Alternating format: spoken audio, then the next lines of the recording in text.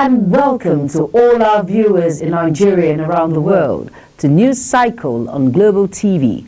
We're live in the nation's capital, Abuja. I am Jumai Manson. Now the news in full. President Bola Tinubu has tasked the nation's security chiefs to ensure that there is conclusive victory around the barrage of security threats still in the country. Addressing security helmsmen and heads of intelligence agencies during a presidential security briefing at the State House, Abuja, President Tinubu said, while good progress is being made with the elimination of some security threats across multiple theaters, success will ultimately be defined by a final conclusion to the multi-dimensional menace. The president emphasized that the armed forces must deliver on its objective to ensure the nation achieves a sustainable production of 2 million barrels of crude oil per day, including condensate within the first quarter of 2024. Over now to Yobe State Governor Mai Malam Bunu has paid a working visit to President Bola Tinubu at the presidential villa in Abuja on Friday. Earlier, the governor had a meeting with the Minister of Police Affairs, Senator Ibrahim Gaidam, where they engaged in a detailed discussion on the security situation in the state. According to a statement signed by the Director General of Press and Media Affairs to the governor, Maman Mohammed, both the governor and the minister acknowledged improvement in security in the state but agreed to explore avenues for further enhancement. On his part, President Tinubu assured that the government will do everything possible to ensure the safety and security of Nigerians. Still on, President Bola Ahmed Tinubu has granted approval to 3 airlines to serve as exclusive carriers for the 2024 Hajj pilgrimage. The news agency of Nigeria, NAN, reports that the airlines are the Air Peace Limited, Flynas, and Max Air. Sanda Usara also disclosed that Tinubu-led federal government approved 3 other air cargo companies that will air freight pilgrims' excess luggage. According to her, the 3 air cargoes are the Cargo Zeal Technologies Limited, NACO Aviance, and Kuala Investment Limited. Consequently, the federal government concurrently approved allocation of pilgrims from various states to each of the approved airlines as follows. Air Peace is to transport intending pilgrims from Abia, Akwa Ibom, Anambra, Bayelsa, Cross River, Delta, Ebonyi, Edo, Ekiti, Enugu, Imo, Kwara, Ondo, River State, and the Federal Capital Territory, FCT. Flynas will transport intending pilgrims from Borno, Lagos, Osun, Ogun, Niger, Sokoto, Kebbi, Yobe, and Zamfara State. And Air Max Air, with the highest allocation, will be responsible for moving pilgrims from Bauchi, Benue, Kano, Katsina, Kogi, Nasarawa, Adamawa, Oyo, Taraba, Kaduna, Armed Forces, Gombe, Jigawa, and Plateau states. As the world seeks clean energy sources to reduce greenhouse gas emissions, President Bola Tinubu will join other stakeholders in Abuja to discuss the new energy world order. This is as the 7th edition of the Nigerian International Energy Summit holds between February 26 and March 1, 2024. The Minister of State for Petroleum Resources, Oil, Hanneken Lapoberi, and the Minister of State Petroleum Resources, Gas, Elebrikbe Ekbo are also expected to be part of the discussion. Moving on now on the news cycle, Nigerian Security and Civil Defense Corps, NSCDC, has appointed Commandant Ahmed Abodun as the new head of the National Safe Schools Response Coordination Center, NSSRCC. Commandant General of the agency, Ahmed Audi, made the appointment replacing the former commander of the center, Terso Shepherd, who has been redeployed. A statement by the Public Relations Officer of the Corps, Baba Wale Afolabi, says Abodun is a trained and accomplished journalist. Prior to joining the NSCDC as a volunteer in 1994 and rose through the ranks. Still on the news, the federal civil servants confirmed the receipt of their October 2023 wage award months after a temporary suspension of payment. Recall that the payment of 35,000 Naira wage award was an agreement reached between the federal government and the organized labor as part of the move to cushion the effect of the removal of subsidy on premium motor spirit, popularly known as petrol. President Bola Tinubu had declared during his Independence Day speech that low-grade workers in the Federal Civil Service will be awarded a wage of 25,000 Naira. The amount was then increased to 35,000 Naira following discussions with organized labor unions. Some academics and non-academic staff members of Kaduna State University have decried the non-payment of their salaries. The workers said they had yet to receive any salary since they were employed 3 years ago, as they were excluded from the state's payroll. According to them, this was mainly because of the university's inability to be financially autonomous following the integration of the university under the office of the state head of civil service during the administration of former governor of the state, Nasir El-Rufai. Some of the employees stated that they had also been denied access to the state health insurance scheme, as newly employed workers could not be enrolled in the scheme without their printed monthly pay slips. A consortium of Nigerian financial institutions, fintech, and blockchain experts, the African Stablecoin Consortium, is set to launch a complaint to Nigerian Naira stablecoin on February 27, 2024. The consortium, in a statement issued on Friday, said the launch of the CNGN is hinged on the new regulatory sandbox released by the Central Bank of Nigeria, according to the consortium.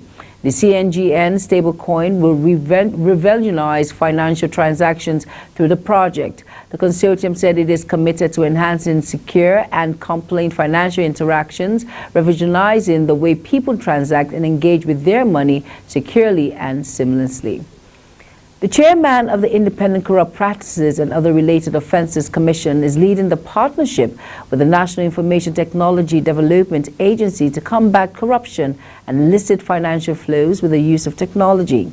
The ICPC chairman, Musa Aliyu, led a crucial meeting with the leadership of NADDA, emphasizing the inclusion and integration of innovative technology in the fight against corruption and mapping areas of deployment of such technologies. The meeting also entailed discussions on forming a joint committee symbolizing ongoing collaboration between ICPC and NADDA, which underscores the commitment to digital transformation as a constant process crucial for proactive approach in the fight against corruption in the country. The Bauchi state government has banned the issuance of consent letters to prospect mining investors in the state without clearance letters from the Ministry of Natural Resources. This is contained in a statement by Saleh Umar, the Information Officer, Ministry of Natural Resources in Bauchi. According to him, the state government provides an enabling environment for the mining sector to thrive in the state by enhancing investors' confidence in the solid mineral sector. He, however, said that the move to ban the issuance of consent letter, according to the Commissioner of the Ministry, Mawada Bello, was to address the effect of environmental degradation and security challenges associated with mining activities. And now on the National Drug Law Enforcement Agency, Osun State Command says it's been arrested 252 drug suspects between January and December 2023. In a statement on Saturday in Osogbo, the NDLEA commander in the state, Chidi Nadi, said the suspects comprised 214 males and 38 females. He said the command secured the conviction of 57 suspects whose sentencing ranged from 3 months to 5 years imprisonment. According to the commander, 47 cases are pending in court. He said that the command says illicit drugs weighing 1,909.69 kg during the period. No fewer than 9 Osun committees are currently experiencing power outage due to the drop in power generation from the Igbin power station. The Ibadan Electricity Distribution Company announced this on its social media handles late on Thursday night. According to the Igbin, Abeokuta, the Ogun State capital, is one of the areas affected by the Igbin power generation drop. The distribution company said its technical team was working with relevant stakeholders to ensure the restoration of the power supply, even as it apologized for the inconveniences. Swift Ship, a military manufacturing company based in the United States of America, has donated 2 high-tech unnamed water vessels to the Nigerian government. The equipment is S2 and S3 Swift Sea Stalkers. The company donated during a recent visit by the Minister of State for Defense, Bello Matawale, according to a statement on Friday by the ministry's director of press. Henshaw Ogumbike, the minister, had gone to the USA to inspect the facilities of high-tech military producing hardware companies in the country. Presenting the unnamed vessels to President Bola Ahmed Tinubu, the minister noted that the equipment would help to protect the maritime environment of the country as well as other areas. It stated that the equipment will be deployed to the Niger Delta, Lake Chad region, of the maritime regions of the country. And you're watching News Cycle live from Nigeria's capital, Abuja, on Star Times channel 276. Kindly follow us on all social media platforms using a Global TV NG and other handles now showing on your screen.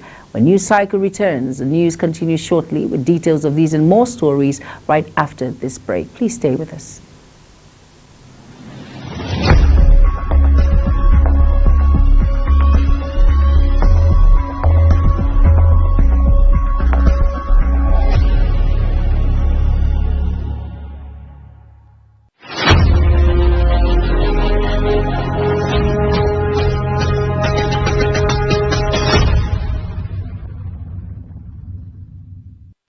Welcome back, and if you're just tuning in, this is Global Television bringing you live broadcast of News Cycle. Thank you for staying with us. And now over to our foreign decks. No fewer than 110 people have been reportedly died after days after a huge earthquake struck central Japan. Rescuers and residents sifted through rubbles on Saturday as the focus turned to recovering bodies and cleaning up rather than finding survivors. The death toll from the New Year days 7.5 magnitude quake in the Ishikawa region of the Japan's main Honshu Island was certain to rise, with 210 people still unaccounted for, authorities have said. The work of thousands of rescue workers has been hampered by bad weather. Snow was forecast for Sunday and roads were torn apart by gaping cracks and blocked at an estimated 1,000 landslides. Over now to the U.S. Supreme Court has said it will hear a historic case to determine if Donald Trump can run for president. The justices agreed to take up Trump's appeal against a decision by Colorado to remove him from the 2024 ballot in that state. The case will be heard in February and the ruling will apply nationwide. Lawsuits in a number of states are seeking to disqualify Trump, arguing that he engaged in insurrection during the U.S. Capitol riot 3 years ago. The legal challenges hinge on whether a Civil War-era constitutional amendment renders Trump ineligible to stand as a candidate. The Supreme Court decision to hear Trump's appeal came after attorney generals from 27 states filed a brief asking the court to reject Colorado's ruling. The site of one of the most important monuments in the classical antiquity, the palace where Alexander the Great was crowned king, has reopened after 16 years restoration. The Palace of Agia near Greece's northern port city was built more than 2,300 years ago. It was later destroyed by the Romans and unearthed through evacuations in the 19th century. The renovation cost more than 20 million euros with help from the EU. Greek Prime Minister, who attended the ceremony for the site's reopening on Friday, described it as a monument of global importance. And now on our business decks, Dangote Petroleum Refinery has received the fifth crude oil shipment of 1 million barrels of Bonny Light supplied by the Nigerian National Petroleum Corporation Limited, NNPC. The company is already preparing to welcome the sixth 1 million crude oil cargo to the refinery by next week. This latest development is a significant step for the refinery as it is preparing to begin operations. The crude oil cargo being the fifth consignment to be delivered to the Dangote Petroleum Refinery facility out of the 6 million barrels of crude oil being expected arrived at the single point mooring SPM C2 Dangote offshore oil terminal and has already been discharged to the refinery's crude oil tanks. Naira further gained against the dollar at the official market, marking the second game in the new year. The domestic currency appreciated 3% to close to 869.13 naira to a dollar at the close of business. Data from the NAFEM, where Forex is officially traded, showed this represents an 26.1 naira gain, that is 3% increase in the local currency compared to the 895.23 naira closed to the previous day.